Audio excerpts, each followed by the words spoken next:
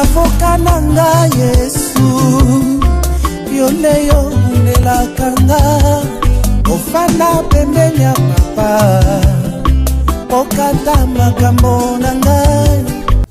Voilà, bien-aimés saints, nous vous bénissons.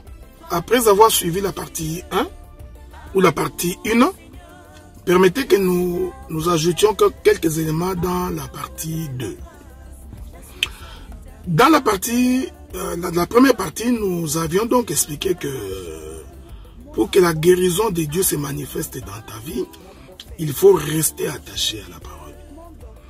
Est-ce que par cela nous voulons dire que Dieu ne peut pas opérer un miracle instantanément? Non, ce n'est pas ce que nous voulons dire. Est-ce que par là nous voulons dire que Dieu, ce n'est pas un Dieu qui guérit instantanément? Non, ce n'est pas ce que nous voulons dire.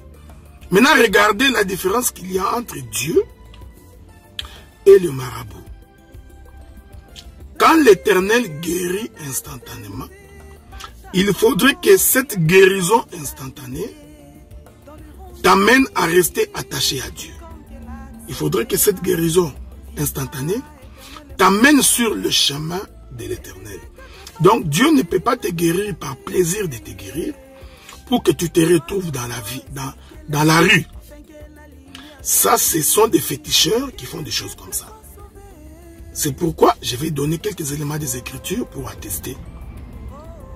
Lorsque le Seigneur guérit Bartimée, vous lisez les textes, vous verrez que Bartimée va donc suivre Jésus.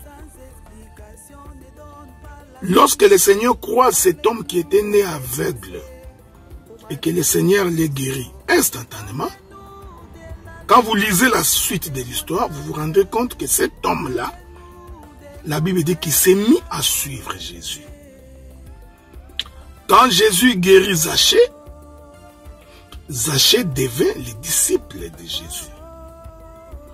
Quand Marthe, qui avait beaucoup de démons, a été guérie par le Seigneur Jésus-Christ, Marthe est devenue disciple de Jésus. Voyez-vous? Donc le Seigneur peut aussi guérir de façon instantanée. Mais la différence qu'il y a entre Dieu et les féticheurs, le marabout, les charlatans, c'est que lorsque Dieu guérit instantanément, il faudrait que cette guérison de Dieu t'attache à Dieu. Il faudrait que cette guérison de Dieu t'attire vers Dieu.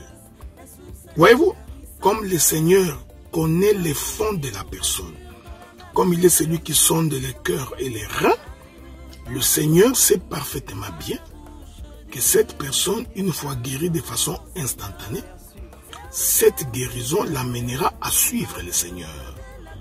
Cette guérison l'amènera à devenir disciple de Jésus. Avez-vous remarqué cette chose? C'est pourquoi nous disons que le Seigneur peut guérir instantanément, pour autant que cette guérison ou ce miracle instantané t'amène vers le Seigneur. C'est pourquoi dans la plupart des cas, lorsque le Seigneur fait un miracle pour son peuple, c'est afin que ce miracle-là amène le peuple à l'adorer, à s'attacher à sa personne, à suivre le Seigneur Jésus-Christ. Christ ne guérit pas comme un féticheur. Si tu es un enfant de Dieu, ne viens pas à Dieu comme si tu allais dans la maison d'un féticheur. Tu viens juste pour avoir ton miracle. C'est pourquoi aujourd'hui vous trouvez des prédications du genre, venez recevoir votre miracle. L'homme qui vient il vient pas pour s'attacher à Dieu. Il ne vient pas pour se convertir. Il est à la recherche d'un miracle. Cette chose n'est possible que chez les féticheurs, les marabouts, les faiseurs de bonne aventure. Mais pour Dieu, quand Dieu opère un miracle dans ta vie de façon instantanée, il faudrait que ce miracle-là t'attache à Dieu. Un jour, le Seigneur croise 10 lépreux, il les guérit, il leur dit allez vous présenter chez les sacrificateurs. Ceci n'est pas pour rien. Et l'Écriture dit qu'il y en a un qui est revenu vers Jésus. Je voudrais vous informer, bien-aimés dans le Seigneur, que même la guérison de Dieu, elle doit se maintenir. La main de Dieu dans ta vie, tu dois savoir comment la garder.